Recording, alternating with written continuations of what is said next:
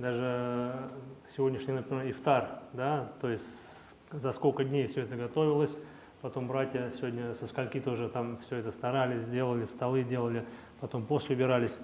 То есть на самом деле команда здесь не маленькая, братья очень стараются. То, что вот эта вот закулисная работа, которая идет, вот это огромная работа, поэтому мы просим Аллаха Всевышнего, чтобы Аллах принял от наших братьев эти старания и с нашей стороны, то есть быть благодарными и постараться это все сохранить. Вот. Альхамдулилля. Сегодня у нас уже какой день поста был? Пятый день, да? Машаллах. Вначале мы говорили, помните, что вначале такое эмоции переполняют нас и чувствовался вот этот Рамадан, вкус Рамадана. Вообще, чтобы мы понимали, все действия человека исходят из двух вещей. Первое – это его вероубеждение и его эмоциональное состояние. То есть все его действия исходят из двух вещей. Первое – вероубеждение, то есть его мировоззрение. Мусульманин понимает, что как, и его эмоциональное состояние. Вначале нас эмоции переполняют, мы рвемся в мечеть, рвемся на таравих намаз, кто-то тахаджуд намаз читает. Первый день, второй, третий, эмоциональное состояние потихонечку падает, вроде мировоззрение остается, мы понимаем, а уже эмоциональное состояние уже слабже, и наши действия уже становятся совершенно другими. Это кто в хаджи был, наверное, тоже помнит, в хадж приезжают, эмоции переполняют, по пути даже все. Туда приезжают, Каабу видят, субханаллах. До Яумуль Арафа, то есть до Яумуль Арафа все держатся, то есть все братья, всех друг друга любят. Яумуль Арафа проходит, день-два, уже в комнате по 4-5 братьев живут, уже друг друга раздражают, злятся, быстрее домой хотят. Вот, все, эмоциональная планка упала, хотя понимают, что в хараме находится, Мекка, такие места, но вот здесь как раз и начинается проявляться наша сущность и наша религия. Хорошо, эмоциональное наше состояние упало, но есть правила. Отношение к брату, его хак, какие-то правила, тартиб. И вот здесь мы начинаем стараться и усердствовать, прикладываем усилия. Также и здесь. Сейчас вроде первые дни эмоции переполняют, там легче совершать, потому что все новое. Братьями давно не собирались, джаматы, таравих, ифтары. 6-й день, 7-й, вроде уже там, вроде не пропускал. Давай сегодня пропущу, вроде там, да, маленечко отдохну, устал.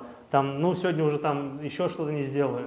Потихонечку это вот падает, и вот здесь уже начинается именно вот воспитание, настоящее воспитание. Наша сущность проявляется, и вот здесь уже мы должны стараться. Нелегко, тяжело, и как вот раз.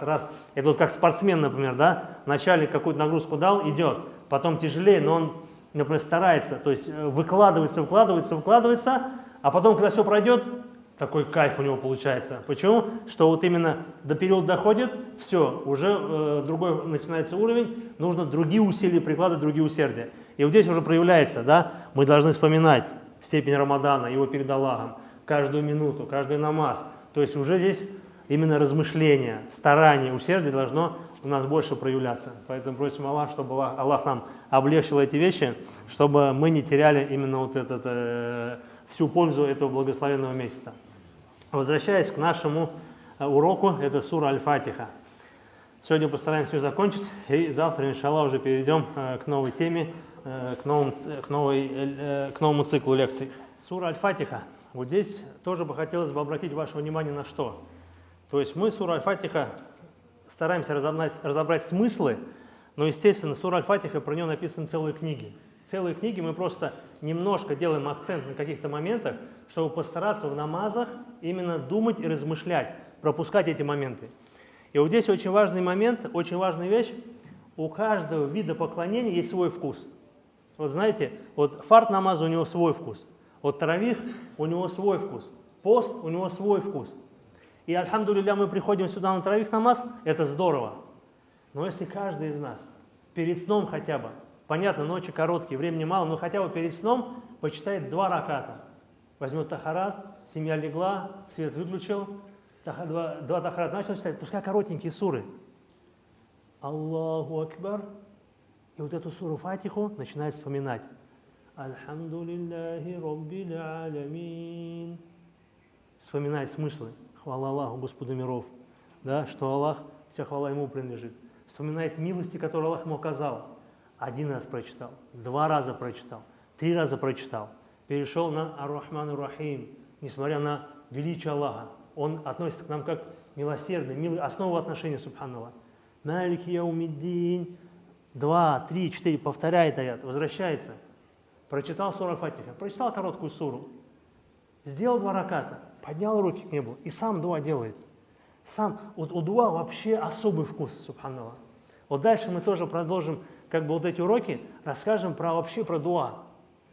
Это вообще отдельная история, субханаллах. Но если мы не будем делать, мы не испытаем этот вкус. Просто просишь Аллаха: «О Аллах, поистине нет божества, кроме Тебя. Нет ничего достойного для поклонения. О Аллах, я слабый, грешный, прости мне мои грехи, прости мне упущения. У Тебя нужды свои есть, проблемы, пожалуйся Ему». То есть вот это вот, то, что ты никому не жалуешься, свои проблемы и все, что у тебя есть, ты держишь в себе, и только с Аллахом можешь это поделиться, это отдельная история. Тебя переполняет гордость, ты никому об этом не жалуешься, никому не говоришь, только Аллаху. Аллах, мне некому пожаловаться. Тебе только жалуюсь, у меня вот эта проблема. Ты только можешь решить ее, субханаллах. Изливаешь Ему. Мы нуждаемся, Аллах знает нас, Он нас создал, и Он знает вот эту потребность нашу. И вот в этом мы выражаем эту потребность, проявляем ее. Это отдельная история, это великое поклонение. Мы показываем свою слабость и беспомощность. И поэтому вот те смыслы, которые мы пытаемся о них поговорить, вот очень важно их в намазе, особенно дома, потому что вот это дома происходит лучшая тренировка, а потом здесь уже она облегчается.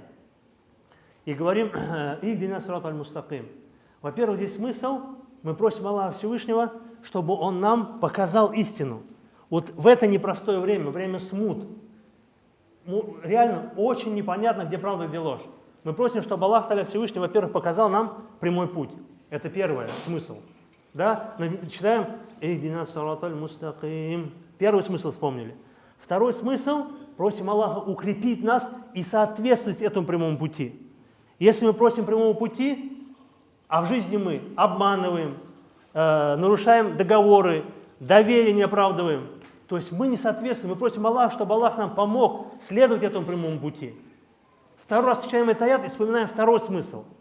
Третий смысл – это что? Мы просим то спокойствие тех людей, которые на прямом пути. Мы знаем, вот мы встречали по жизни человек, вот верующий, богобоязненный, соблюдающий, настолько он себя уверенно чувствует, настолько он себя счастливым чувствует, и мы просим Аллах, дай мне вот эти чувства, которые у тех, которые на прямом пути. Прочитал еще раз, и этот смысл вспомнил, субханаллах, задумался над ним. У тебя есть эти эмоции, есть эти чувства. И последний момент – это что? Это то, что мы просим, чтобы до конца быть на этом пути. Прочитали этот аят, и просим, то есть у Аллаха, чтобы до конца быть на прямом пути. Встретить тебя и быть на прямом пути. И здесь еще очень важный момент, что мы проговорим про сират это, да? Ихдина сирата аль-мустаким, прямой дорогой. Сират это еще как мост переводится, вспоминаем мост в судный день. Если мы совершаем грехи, это значит, мы спотыкаемся на мосту в судный день. Представляете, мост через ад вспомнишь. Ты идешь по мосту, совершаешь грехи, ты споткнулся на этом мосту, если тауба не сделал. Второй раз, третий. Если ты, исходя из интересов своих, мирских интересов, оставляешь истину и уходишь с прямого пути, значит, ты улетаешь с этого моста в судный день. Вспоминаешь мост в судный день, свои дела, относишься к этому или нет. И следующий момент очень важный. То есть здесь уже мы просим Аллаха Всевышнего именно веди нас прямым путем тех, которых ты облагодетельствовал, оказал милость. Если ты оказался на прямом пути, это только милость Аллаха. То есть ты ни в коем случае не должен посмотреть на других с высокомерием и свысока и с насмешкой. Да? Кто-то там где-то что-то не так делает, или вообще который не в религии. Чуть-чуть тебя зашел высокомерие, что я такой особый и на прямом пути, это начало твоей гибели, субханаллах. Потому что это только милость Аллаха по отношению к тебе. И твоя реакция это что? Благодарность. Альхамдулилля, что я на прямом пути. И следующий момент Аллах Всевышний разъясняет нам, какие виды заблуждений бывают. Бывают 3 вида заблуждения. Первый вид заблуждения – это незнание. Когда человек не знает истину, не знает, где правда, где ложь. Это первый момент. Второй момент, когда человек знает истину, но по причине страстей сворачивает с прямого пути. знает, это так надо, да, но лень, какая-то другая слабость, что-то захотел, понимает, но куда-то свернул, это страсти. И третий вид заблуждений – это шубухат, то есть сомнения. Шубха, слово, как бы оно с арабского переводится, похожее, схожее. То есть человек руководствуется псевдодоводами. Псевдодоводы, то есть вроде доводы, но они не настоящие доводы. И смотрите, Аллах что говорит в Коране. Аллах в Коране учит нас, как относиться к этим трем категориям. Аллах в Коране говорит, скажи, призывай на путь Господа мудростью. Первое, Аллах приказывает, призывай на путь Господа с мудростью. Это к кому относится? Это к первой категории, которую не знают. Ты говоришь, тебе не сюда, тебе сюда, брат. То есть это не так, это вот так. То есть с мудростью показываешь, где правда. Тот, который не знает, он тебя спрашивает или что-то. Здесь Аллах говорит, к первой категории призывай на путь Господа с мудростью. Вторая категория, какая мы сказали? Страсти. Человек заблуждается по причине страстей. Про эту категорию Аллах что говорит? К ним уже другой подход. С добрым увещеванием. Ко второй категории ты ему начнешь говорить, что Аллах есть. Он и так знает. У него другая проблема, у него проблема страсти. Он где-то не может на намаз прийти, где-то не может оставить какие-то привычки, курит, где-то может выпивает, или может еще что-то делает, по причине понимает. Ты ему скажешь, это нельзя, он и так знает без тебя. Здесь два лекарства существуют. Два основных лекарства – это что?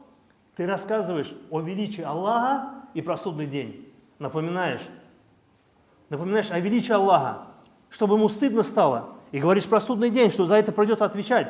Но что? С добрым увещеванием, с мягкостью.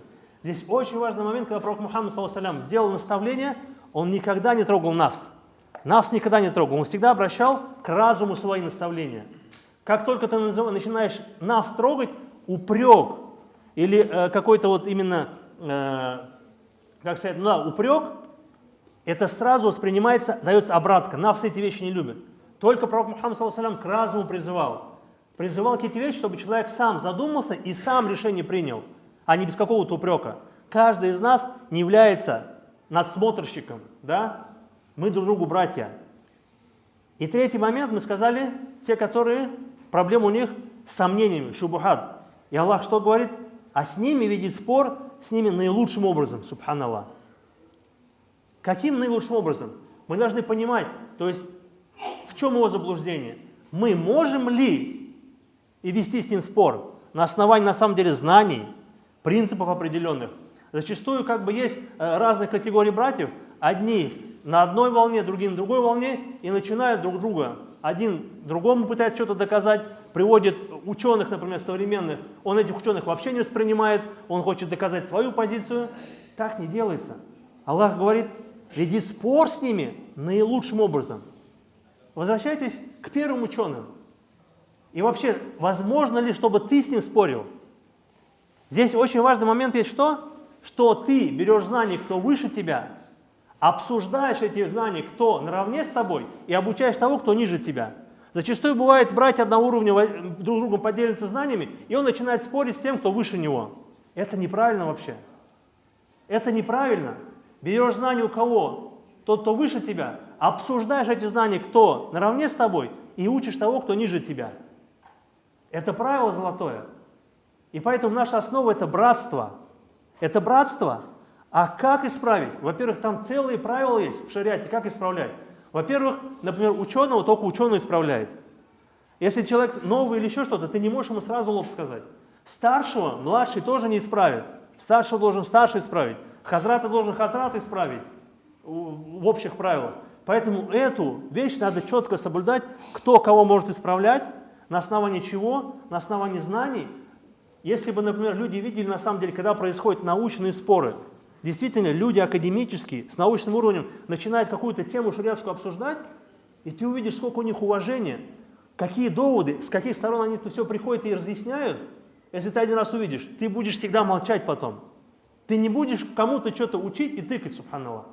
Поэтому основа наша что? Братство. А потом уже следующие этапы. Подходим мы под них или не подходим, это уже другая история. И вот здесь, конечно же, очень важно эти вещи понимать. То есть мы поняли, что три категории. Вот это правило золотое, больше этого нет.